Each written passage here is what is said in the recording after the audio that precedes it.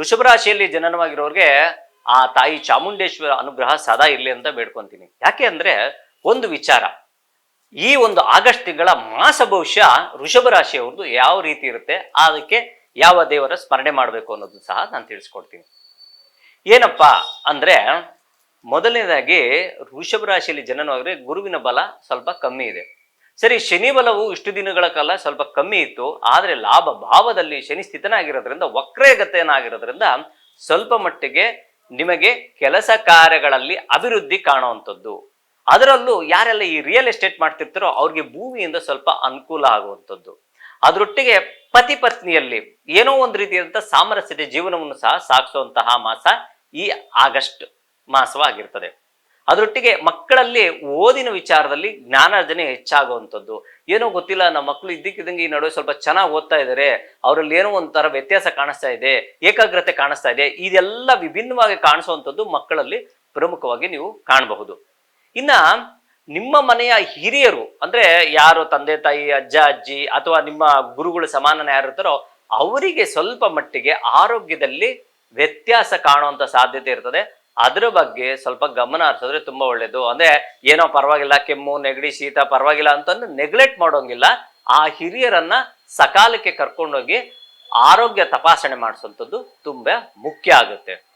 ಇನ್ನ ಯಾರೆಲ್ಲ ಕೆಲಸ ಕಾರ್ಯ, ಅದರಲ್ಲಿ ಯಾವ ರೀತಿಯಾದಂಥ ಕೆಲಸ ಕಾರ್ಯ ಅಂದ್ರೆ ಸರ್ಕಾರಿ ವೃತ್ತಿಯಲ್ಲಿ ಯಾರೆಲ್ಲ ಇರ್ತಿರೋ ಅವ್ರಿಗೇನೋ ಒಂದು ಗೊತ್ತಿಲ್ಲ, ಮೂರನೇ ವ್ಯಕ್ತಿಗಳಿಂದ ನಿಮ್ಗೆ ಒಂದ್ ರೀತಿಯಂತ ಆಪರ್ಚುನಿಟಿ ಸಿಗೋವಂಥದ್ದು.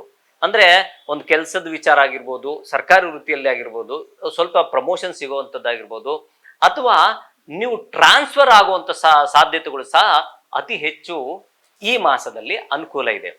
ಇದನ್ನು ಹೊರತುಪಡಿಸಿದ್ರೆ ನಿಮ್ಮ ಒಂದು ಜೀವನದಲ್ಲಿ ಈ 2 ತಿಂಗಳು ಅದ್ಭುತವಾದಂತಹ ದಿನಗಳನ್ನ ನೀವು ಕಾಣ್ತೀರಾ.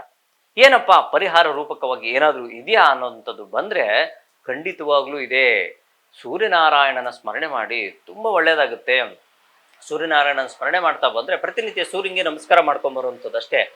ತುಂಬಾ ದಿನಗಳು ಬೇಡ, ಬರೀ ಒಂದು ತಿಂಗಳು ಮಾತ್ರ ನೀವು ಈ ಸೂರ್ಯನಾರಾಯಣ ನಮಸ್ಕಾರ ಪ್ರತಿನಿತ್ಯ ಬೆಳಗ್ಗೆ ಸ್ನಾನ ಮಾಡಿದ ತಕ್ಷಣ ಪೂರ್ವ ದಿಕ್ಕಕ್ಕೆ ತಿರ್ಕೊಂಡು ಓಂ ನಮೋ ಸೂರ್ಯನಾರಾಯಣಾಯ ನಮಃ ಅನ್ನೋ ಮಂತ್ರವನ್ನು ಪಠನೆ ಮಾಡ್ಕೊಂಡ್ಬಂದ್ರೆ ವೃಷಭ ರಾಶಿಯವರು ಉತ್ತರೋತ್ತರ ಅಭಿವೃದ್ಧಿಯನ್ನು ಕಾಣ್ತಾರೆ.